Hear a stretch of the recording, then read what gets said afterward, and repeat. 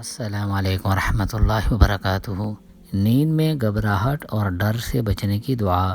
عمرو بن شعیب اپنے والد سے اور وہ اپنے دادا سے روایت کرتے ہیں کہ انہوں نے کہا، رسول اللہ صلی اللہ علیہ وآلہ وسلم ہمیں نیند کے وقت ڈر سے بچنے کے لیے یہ کلمات پڑھنے کی تعلیم دیتے تھے: بسم اللہ اعوذ بکلمات اللہ التامات من غضبہ وعقابہ وشر عبادہ ومن ہمزات الشیاطین وان یحضرون۔ اور یہ آخر میں دیکھیں میں نے وَأَن پڑھا ہے، وَأَن نہیں پڑھا، تو نون کو یا میں داخل کرنا ہے، مرج کرنا ہے، تو وَأَن یحضرون۔